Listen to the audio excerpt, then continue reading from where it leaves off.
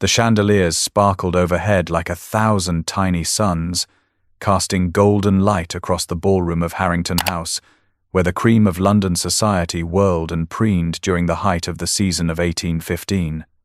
Miss Eliza Thornfield stood motionless against the wall, her 26 years weighing heavily upon her as she clutched her empty dance card with fingers that had grown increasingly numb throughout the evening.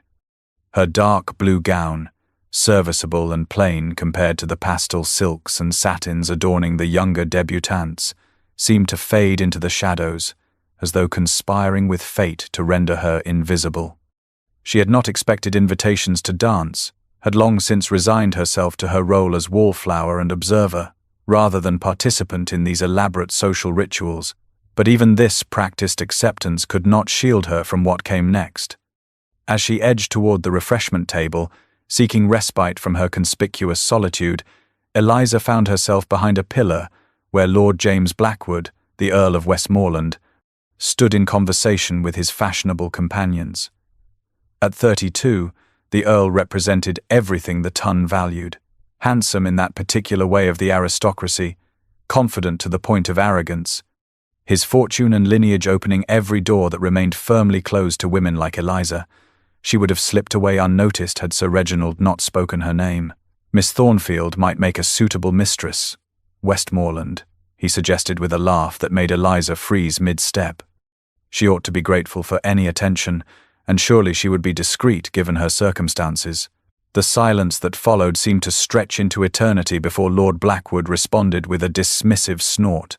"Miss Thornfield? You jest? She is not even pretty enough to be a mistress. No fortune, no connections, and certainly no beauty to compensate." His companions laughed, the sound slicing through Eliza like physical blows as she stood transfixed, unable to retreat without revealing her presence.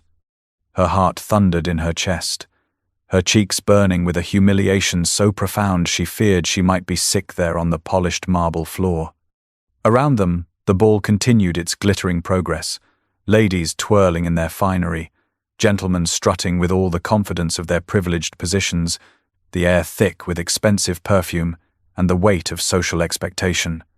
Eventually the men moved away, still chuckling at the absurdity of plain Miss Thornfield being worthy of even the most degraded form of male attention. Only then did Eliza draw a shuddering breath, straightening her spine through force of will alone.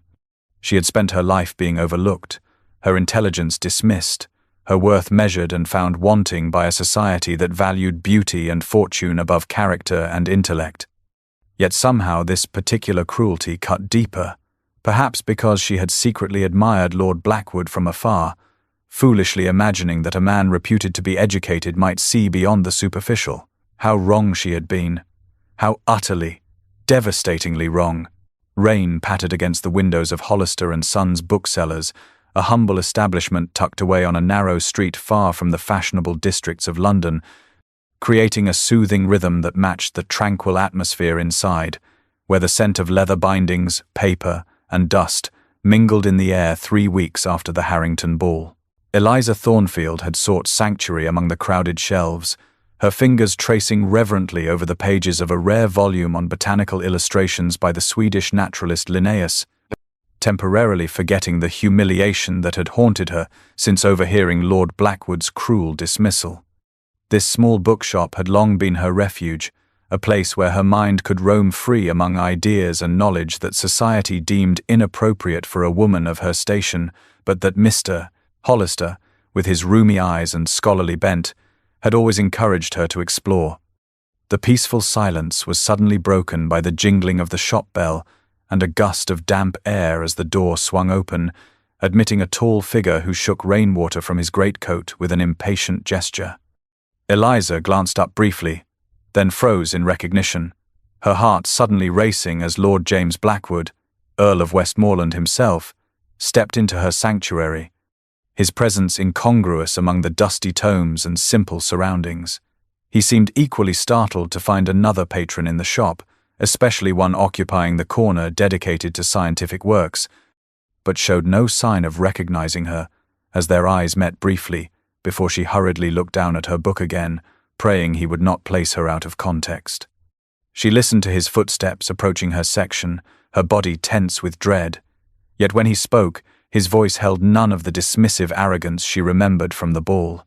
"I see you have discovered the Linnaeus," he remarked, gesturing toward her volume. His botanical classifications revolutionized natural science, though I find his illustrations less precise than those of his contemporaries. The comment was offered casually, clearly expecting an uninformed response, but years of private study rose to Eliza's defense. "Actually," she replied, her voice gaining strength as she ventured into familiar territory, while Ehret and Bauer may have produced more artistic renderings. Linnaeus captured structural details essential for proper classification, particularly in his studies of plant reproduction systems that many considered too controversial for public consumption. Lord Blackwood stared at her with undisguised surprise, then leaned closer to examine the page she had open. "You know Ehret and Bauer?" His tone held genuine interest rather than condescension, and Eliza found herself responding to his subsequent questions with increasing animation, her knowledge flowing freely as they discussed the merits of various botanical artists and the scientific principles behind their work. For nearly half an hour they conversed as equals in the world of ideas. Her usual reserve, forgotten as passion for her subject, overcame her social anxiety, her grey eyes bright with intelligence, her hands gesturing expressively to emphasize particular points about stamen structure and taxonomic categories. It was only when Mr. Place, Hollister coughed politely from behind his counter that reality intruded, and Eliza suddenly realized how improper their extended conversation would appear to society.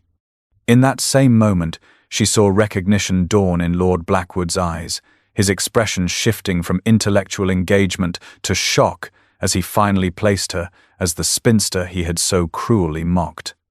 Murmuring a hasty excuse, Eliza gathered her shawl and fled into the rain, the shop bell jangling wildly in her wake, leaving behind not only the borrowed Linnaeus, but also her own leather-bound sketchbook filled with her careful botanical studies, the tangible evidence of the mind he had never bothered to discover until today. The fire crackled in the grate of Lord James Blackwood's study as midnight approached, casting dancing shadows across the elegant furnishings, while rain continued to lash against the windows of his London townhouse, an echo of the afternoon's downpour. A half-empty glass of brandy sat neglected on the mahogany desk before him as he carefully turned the pages of the leather-bound sketchbook he had retrieved from Hollister's shop, his initial curiosity giving way to genuine astonishment with each new illustration revealed. The botanical drawings were extraordinary, executed with a precision and artistic sensibility that rivaled or even surpassed many published works in his extensive library. Delicate lines captured the subtle venation of leaves, the complex structures of stamens and pistils, while notations in a small, neat hand detailed observations about habitat, growth patterns, and medicinal properties, revealing not just artistic skill but scientific understanding that could only come from years of dedicated study. When his valet entered to stoke the fire, James beckoned the man closer. "Roberts, what do you know of the Thornfield family circumstances?" he asked, still examining a particularly impressive rendering of an orchid species. The servant hesitated before responding cautiously. "They have fallen on difficult times since the late Mr. Thornfield lost his shipping investments, my lord. There are rumors that Miss Thornfield supports the household through anonymous scientific illustrations for several publications, though such work for a gentlewoman is kept quiet to preserve what remains of their social standing. Her mother is frequently ill, and there are 2 younger sisters yet to be established." James felt an uncomfortable tightness in his chest as he recalled his callous words at the Harrington ball, now made infinitely worse by the evidence of Eliza's remarkable talent and the knowledge that she worked in secret to sustain her family. Eventually he retired to bed, the brandy having done nothing to ease his growing discomfort, but sleep brought no relief as he found himself dreaming vividly of Miss Thornfield, not as the plain, unremarkable wallflower he had so cruelly dismissed, but as the animated, passionate woman from the bookshop. In this dream she regarded him not with anger, but with quiet disappointment, her grey eyes seeing through all his pretensions of superiority to the shallow, judgmental core beneath his carefully cultivated exterior. No society beauty had ever wounded his pride with rejection as deeply as this dream. Eliza's silent assessment of his character, her gaze stripping away title, fortune, and social position to find him fundamentally wanting as a human being. He woke with a start as dawn light filtered through the curtains, his sheets twisted around him, her imagined disappointment still burning in his mind more powerfully than any real interaction in his experience. Ringing for Roberts, he requested his clothes be laid out immediately, his decision already made as he glanced at the sketchbook still on his bedside table. His reflection in the mirror, as he dressed, revealed uncharacteristic shadows beneath his eyes, his usually immaculate appearance betraying a night of troubled sleep, yet he barely noticed, his thoughts consumed with the necessity of returning Miss Thornfield's property and somehow making amends for his inexcusable behavior. As his carriage was prepared, James carefully wrapped the sketchbook in protective oilcloth against the continuing rain, his fingers lingering on the worn leather cover that represented not just extraordinary talent, but likely the financial salvation of an entire family. The man who descended the steps of his townhouse that morning was fundamentally changed from the one who had entered the bookshop the previous day, his former dismissive arrogance replaced by the uncomfortable knowledge of his grievous misjudgment and a strange, compelling need to see those grey eyes bright with intellectual passion once more. Thornfield Cottage sat on the unfashionable northern edge of London, where the city gradually surrendered to countryside, its modest stone facade partially obscured by climbing roses that suggested care rather than wealth. The small front garden meticulously tended, despite limited resources. Lord James Blackwood felt conspicuously out of place as he approached the gravel path in his fine carriage, aware of curtains twitching in neighbouring cottages, as the local residents observed the unusual spectacle of an aristocratic visitor in their humble surroundings. His arrival caused immediate commotion within the Thornfield household, the maid who answered his knock appearing so flustered at his title that she nearly forgot to take his card before hurrying away, leaving him standing awkwardly in the small but immaculate entryway, where he could hear the excited whispers of young female voices and a deeper, more suspicious male tone from the adjoining sitting room. When the maid returned, her message was clear if unexpected. Miss Thornfield was indisposed and unable to receive visitors at present. James felt a flicker of frustration at being denied after coming all this way, but before he could press his case, an older woman with the unmistakable remnants of beauty marked by illness appeared in the doorway, leaning heavily on the arm of a young girl who bore a striking resemblance to Eliza. "Lord Blackwood," she said, her voice weak but determined. "I am Mrs. Thornfield. Please forgive my daughter's reluctance, but we would be honored if you would join us for tea." Her meaning was clear to anyone familiar with the desperate mathematics of genteel poverty and unmarried daughters. A connection to an earl, however tenuous or unexpected, was not to be squandered when two younger girls still needed advantageous matches. James followed her into a sitting room where the atmosphere of careful economy was evident in furniture that, while well-maintained, spoke of better days now past. Yet the room held a warmth and lived in comfort that his own grand, cold mansion conspicuously lacked. Mr. Thornfield, a thin, scholarly-looking man whose expression suggested he did not share his wife's social ambitions, acknowledged the Earl's presence with minimal courtesy before returning to his book, while the younger sisters, perhaps 16 and 18, made little effort to hide their curiosity. It was into this awkward tableau that Eliza finally entered, her reluctance evident in every line of her body, though her face remained composed as she offered a correct if chilly curtsy. James held out the oilcloth package, explaining how he had come into possession of her sketchbook, his carefully prepared apology sounding stilted even to his own ears as he attempted to express regret for his behavior without explicitly referencing words that would shock her family if repeated. Eliza accepted the sketchbook with steady hands, her grey eyes meeting his directly without the deference he was accustomed to receiving. "Your good opinion once lost is lost forever, Lord Blackwood. Fortunately for me, I never valued it to begin with," she stated, her quiet dignity more devastating than any angry outburst could have been. Despite Mrs. Thornfield's horrified gasp, and subsequent apologies for her daughter's impertinence, James found himself unable to take offense, recognizing in Eliza's response not merely wounded pride, but the justifiable reaction of a woman whose true worth had been carelessly, cruelly dismissed. He departed shortly afterward, the polite conversation having yielded nothing beyond surface pleasantries. Yet, as his carriage pulled away from Thornfield Cottage, he found himself haunted, not by Eliza's rejection, but by the tableau he had witnessed. Despite their reduced circumstances, the Thornfield family shared genuine affection and purpose, the small sitting room containing more authentic human connection than all the grand ballrooms and drawing rooms of his social circle combined, leaving him with the uncomfortable awareness that for all his wealth and position, his own life was comparatively empty of such meaningful bonds. The exhibition hall of the Royal Botanical Society gleamed with morning light streaming through high windows, illuminating glass cases containing the finest scientific illustrations from across the empire, the air buzzing with scholarly conversation as the scientific community of London gathered to celebrate achievements typically hidden from fashionable society. Lord James Blackwood moved through the crowd with practiced ease, acknowledging acquaintances with polite nods, while his attention remained focused on examining the displayed works, his interest genuine rather than affected like many aristocratic patrons who attended such events, merely to be seen supporting intellectual pursuits. He paused before a series of orchid illustrations bearing the name E.T. Blackwell, the precision of the renderings immediately familiar, causing his breath to catch as he recognized the same delicate hand that had created the drawings in Eliza's sketchbook.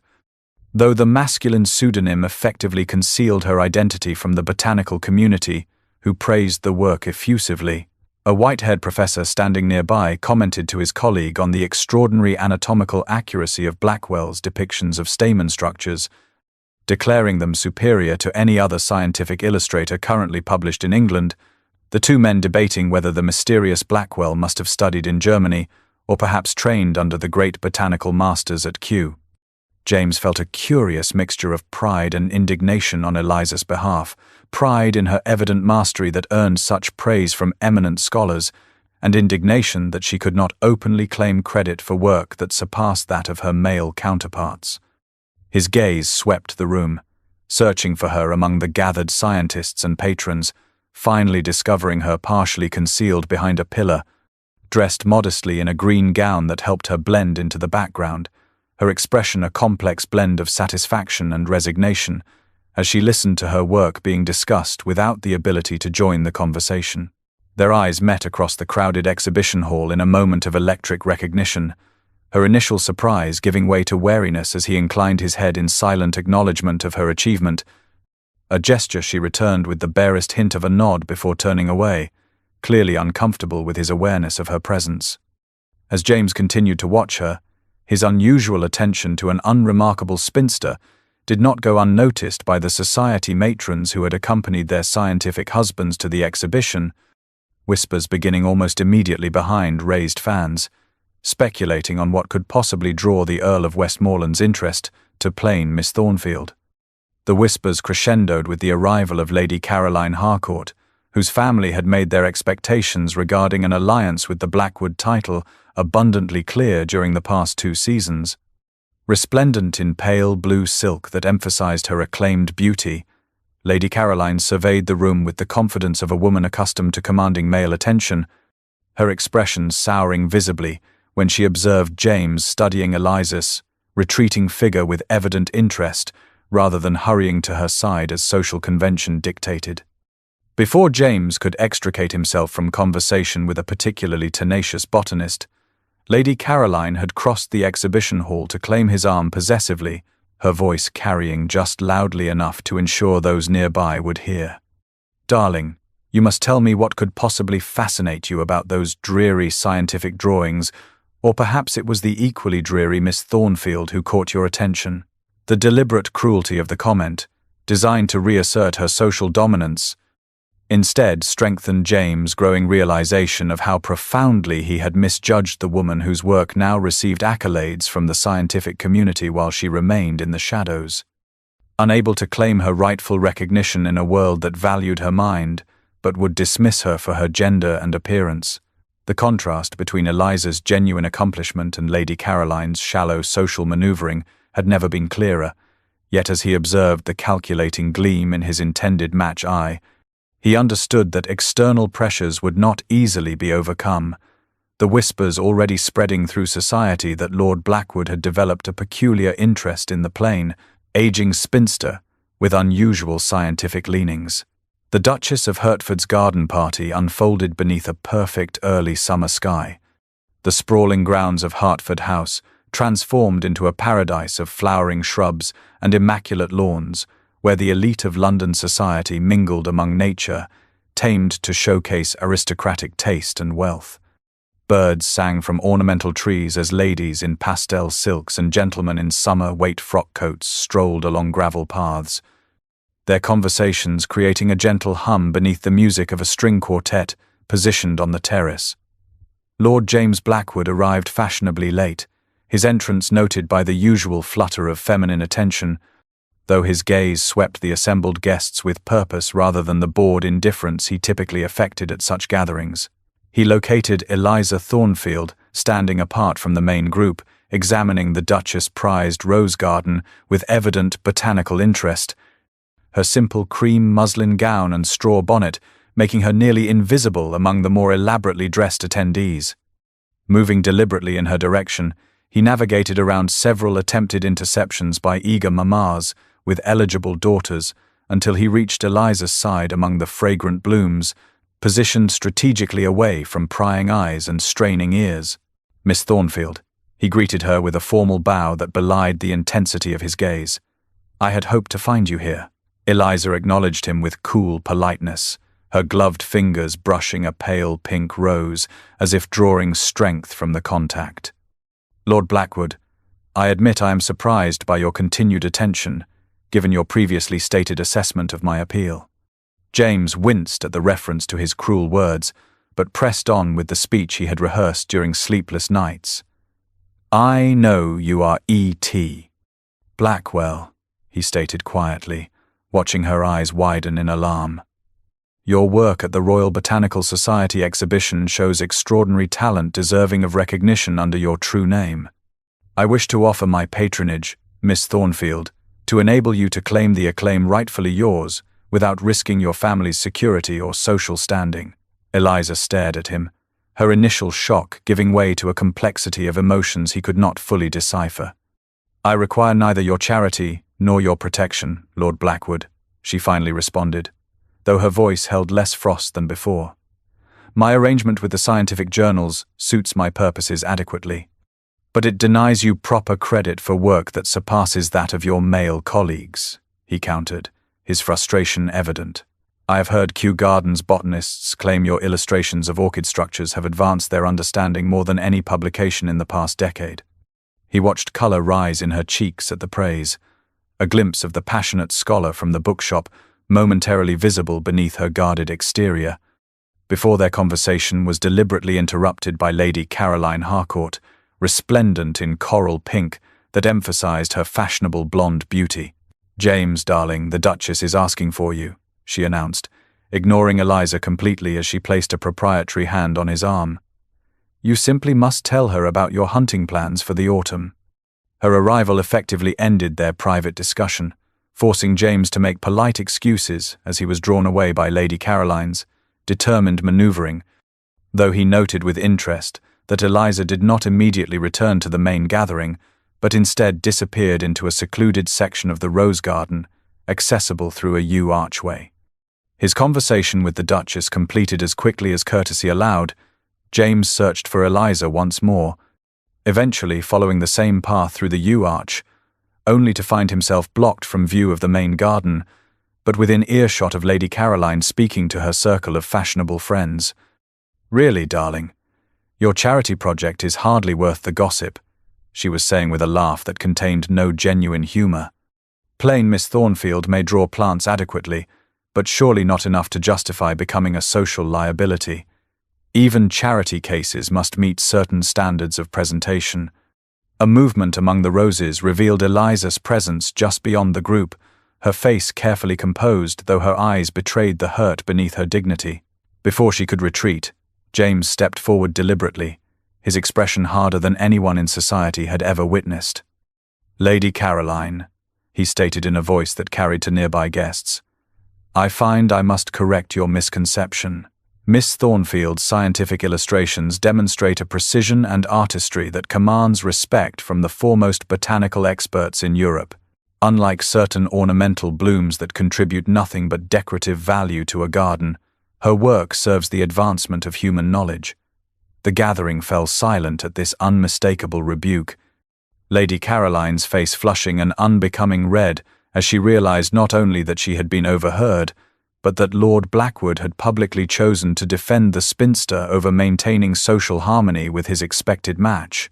James offered his arm to a visibly stunned Eliza, deliberately guiding her back toward the main party, with a protective attentiveness that announced to all observers that his interest was neither charitable nor casual, but born of genuine respect, a turning point that would send ripples through London society and change both their lives irrevocably. Blackwood Manor rose from the rolling countryside like a physical manifestation of centuries of aristocratic privilege, its grey stone walls and soaring windows surveying the surrounding parkland with dignified permanence. As midsummer sunshine bathed the formal, dawn light spilled through the glass panes of Blackwood Manor's enormous greenhouse, transforming dewdrops on exotic leaves into countless tiny prisms while casting long shadows across the flagstone paths where Eliza Thornfield and Lord James Blackwood bent over a particularly rare orchid specimen he had acquired from South America. The extensive gardens and botanical collection that surrounded the ancestral home revealed another side of the Earl that few in society acknowledged, his genuine passion for scientific horticulture, evident in the carefully maintained specimens gathered from across the British Empire. Professor Whitfield, the renowned botanist from Kew Gardens whom James had specially invited to view Eliza's work, moved slowly along the adjacent table where her portfolio lay open, his magnifying glass hovering over the detailed illustrations as he occasionally murmured in appreciation. For the past 2 hours, Eliza and James had worked together in comfortable synchronicity, their shared knowledge creating a harmony of purpose as they catalogued and sketched the rarest specimens in the collection, their intellectual connection deepening with each scholarly exchange that required no artifice or social pretense. "I believe this may be a previously undocumented variation," Eliza observed, comparing the unusual purple striations on a tropical bloom to her reference materials. "The veining pattern differs significantly from established classifications." James leaned closer to examine the detail she indicated, his shoulder nearly touching hers in a proximity that would have caused scandal in any drawing room, but seemed perfectly natural in this context of scientific inquiry. "You have a remarkable eye for taxonomic anomalies, Miss Thornfield," he replied, his admiration evident. Their collaborative examination was interrupted by the sharp tap of a walking stick against stone as the Dowager Countess of Westmoreland entered the greenhouse, her imperious gaze taking in the scene with evident disapproval. The elderly woman had arrived unexpectedly at the manor the previous evening, her presence casting a pall over the house party when she discovered the Thornfield family's inclusion among the guests. Drawing herself to her full height, the Countess addressed Eliza with barely concealed contempt. "Miss Thornfield, I believe your family must be wondering at your absence. Perhaps scientific pursuits might be set aside for more appropriate feminine occupations." James straightened immediately, tension evident in his stance, but before he could speak, Eliza responded with calm dignity. "Your greenhouse collection is truly exceptional, Lady Westmoreland. This Cattleya variety you have nurtured demonstrates remarkable adaptation to English conditions, indicating skillful cultivation." The Countess blinked in surprise at this unexpected response, as Eliza continued, moving to a nearby specimen. "And this rare dendrobium must have required particular attention to humidity and light. The fertilization method appears quite successful." Turning slowly, Eliza pointed out several other specimens, correctly identifying their origins and particular requirements with the confidence of genuine expertise, her knowledge transforming what had been intended as a dismissal into an unexpected botanical consultation. James watched the exchange with growing admiration, observing how Eliza's quiet competence gradually softened his mother's rigid posture, the older woman's grudging respect evident when she eventually began asking specific questions about certain struggling plants in her personal collection. Professor Whitfield interrupted their conversation by approaching with Eliza's portfolio clutched reverently in his hands. "Miss Thornfield, your illustrations surpass anything I have encountered in recent publications. The Royal Society is organizing an expedition to the Amazon basin next spring to document undiscovered flora. We require a scientific illustrator of the highest caliber. I should like to formally offer you this position." Eliza froze, her face reflecting stunned disbelief at being offered what would undoubtedly be the opportunity of a lifetime, a chance for legitimate recognition in the scientific community and exposure to botanical specimens few Europeans had ever documented. James watched conflicting emotions cross her face as the implications became clear. Such an expedition would mean leaving England for at least a year, abandoning her family responsibilities, and stepping entirely beyond the boundaries of conventional feminine behavior. Yet her momentary glance toward him revealed something beyond practical considerations, a personal conflict that mirrored his own growing realization that her departure, while advancing her scientific career, would mean separation from the woman whose mind and character had increasingly captivated him despite every societal expectation to the contrary. Candelabra blazed like miniature constellations against the midnight blue sky visible through the high windows of Blackwood Manor's grand ballroom, the culminating event of the house party unfolding in a whirl of silks, jewels, and carefully calibrated social maneuvers as the assembled elite of London society performed their intricate dance of status and connection.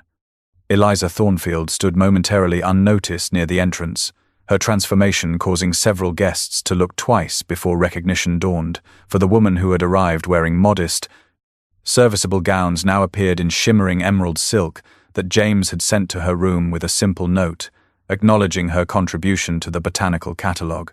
The rich colour highlighted the clear grey-green of her eyes and brought a luminescence to her complexion that had never been apparent in the pastel shades considered appropriate for unmarried ladies of a certain age, while her chestnut hair, arranged more elaborately than her usual severe style, softened her features and revealed a quiet beauty previously overlooked. Whispers rippled through the assembly when Lord Blackwood immediately crossed the room to greet her, his expression warming visibly in a way that the most accomplished society beauties had failed to inspire, but speculation turned to open scandal when he led her onto the floor for the first waltz, his hand resting with unmistakable familiarity at her waist. Lady Caroline Harcourt, who had assumed her position as the event's de facto hostess, despite receiving no such authority from James, watched this development with calculating fury, her usual perfect composure slipping as the evening progressed, and Lord Blackwood claimed Eliza for a second dance, flagrantly violating the protocol that prevented gentlemen from showing particular attention to any one lady. By the time the supper dance was announced, Lady Caroline had gathered a circle of sympathetic allies around her, their heads bent together as they conferred in hushed tones that promised nothing good for the recipient of their collective displeasure. Eliza, flushed from dancing and momentarily alone as James was detained by conversation with an elderly peer, found herself suddenly surrounded by Lady Caroline and her cohort, their artificial smiles failing to disguise the malice beneath. "My dear Miss Thornfield," Lady Caroline announced in a carrying voice clearly intended to attract maximum attention, "how clever of you to secure patronage through your little plant drawings. I understand many women in reduced circumstances must resort to trade to support themselves, though usually such common employment is kept discreetly hidden rather than flaunted at a gathering of quality." The deliberate cruelty silenced nearby conversations as guests turned to witness Eliza's humiliation, her work as an illustrator now exposed not as scientific contribution, but as shameful necessity, the implied connection between Lord Blackwood's interest and her financial vulnerability casting the darkest possible light on their association. Before Eliza could respond, James appeared at her side, his expression transformed by a cold fury that few had ever witnessed in the normally controlled Earl. "Miss Thornfield has contributed more to scientific knowledge than anyone in this room," he stated, his voice carrying effortlessly through the now silent ballroom. I would sooner trust her judgment than that of the entire peerage. His gaze swept the assembly, challenging anyone to contradict him, before returning to Lady Caroline with unmistakable contempt. As for patronage, I consider myself fortunate that she allows me to support work that will be studied by scholars long after our petty social distinctions have been forgotten. The collective gasp that followed this declaration signified the complete rupture of social expectations, Lord Blackwood's defence going far beyond courtesy into territory that implied personal investment of the most serious kind. Eliza stood straight beside him, her dignity intact despite the public attack. But when she spoke, her words fell like stones into the expectant silence. I am grateful for your defence, Lord Blackwood, but Lady Caroline is correct that I have worked to support my family, and I shall continue to do so by accepting Professor Whitfield's offer to join the Amazon expedition. Her announcement struck James with visible force, the realization that she would travel to the other side of the world, clearly having never occurred to him despite his encouragement of her scientific recognition. For a moment his carefully maintained aristocratic mask slipped entirely, revealing a depth of feeling that shocked the observing crowd almost as much as his previous defense had done, the raw emotion in his expression making it abundantly clear that Lord Blackwood's interest in the plain spinster had progressed far beyond mere patronage or intellectual admiration. As the music resumed and the crowd gradually returned to their interrupted revelry, James and Eliza remained locked in silent communication, each finally confronting the truth that had been building between them, recognition that despite every barrier of society, circumstance, and now geography, something profound and unexpected had developed, that neither had anticipated nor sought, but which now demanded acknowledgement before it might be lost forever. Morning fog clung to the Thames like ghostly fingers, gradually yielding to autumn sunshine that glinted on the water as gulls circled above the bustling docks where the expedition ship Aventine prepared for departure to South America. Eliza Thornfield stood on the quayside, her practical travelling costume and sensible boots marking her transition from society spinster to scientific explorer, while her family gathered around her in a mixture of pride and concern. Her mother's tears and her father's stoic encouragement reflected the extraordinary nature of her undertaking, a gentlewoman venturing across oceans to document unknown flora in service of scientific advancement, her trunk already loaded with specialized papers, pigments, and the tools of her art. Professor Whitfield supervised the loading of scientific equipment nearby, occasionally consulting with Eliza on the proper storage of delicate instruments, while sailors called to one another above the general commotion of the harbor, the atmosphere charged with anticipation and the promise of discovery. Despite her outward composure, Eliza felt conflicted emotions warring within her breast. Genuine excitement for the opportunity before her, tempered by an unexpected regret that tightened her throat whenever she thought of leaving England, or more specifically, leaving without a final farewell from Lord Blackwood. After the tumultuous conclusion of the midsummer ball, their interactions had been limited to formal, public exchanges, the unspoken understanding between them carefully contained within the boundaries of propriety. Despite the dreams that continued to haunt her sleeping hours, the final boarding call sounded, prompting tearful embraces and promises to write as often as possible, her younger sisters extracting solemn vows that she would document any handsome foreign gentleman encountered along with the exotic plants. As Eliza prepared to ascend the gangplank, a commotion at the dock entrance caught her attention, a fine carriage bearing the Blackwood crest arriving at dangerous speed before disgorging the Earl himself, who moved through the crowd with uncharacteristic disregard for dignity or protocol. James reached her side just as she was about to board, slightly breathless and uncharacteristically disheveled, his expression intense with emotion typically hidden beneath aristocratic reserve. "I feared I would miss you," he said, holding out a package wrapped in fine leather. "This is not a farewell gift, but a beginning." Eliza unwrapped it with trembling fingers to reveal a beautifully bound botanical journal opening to the title page that proclaimed Amazonian Flora with illustrations by Miss Eliza Thornfield. "My name," she whispered, looking up at him in wonder. "Not a pseudonym." I have used what influence I possess to ensure your work will be recognized under your true identity, he explained, his voice low and urgent with the awareness of little time remaining. The Royal Society has agreed to publish your findings with full attribution upon your return. His hands gently closed over hers around the journal. Eliza, I once cruelly claimed you were not pretty enough to be desired. Now I find you are too extraordinary to be forgotten. I dream of you still, but no dream compares to your reality. The raw honesty in his declaration robbed her of speech momentarily, the journey from mockery to this profound reversal too overwhelming to process with the ship's bell signaling imminent departure. When she found her voice, it emerged stronger than she had expected. I have arranged with Professor Whitfield to send correspondence throughout our journey, she said, her eyes never leaving his face. The expedition is for 1 year, Lord Blackwood. He stepped closer, propriety forgotten as his hand lightly touched her cheek.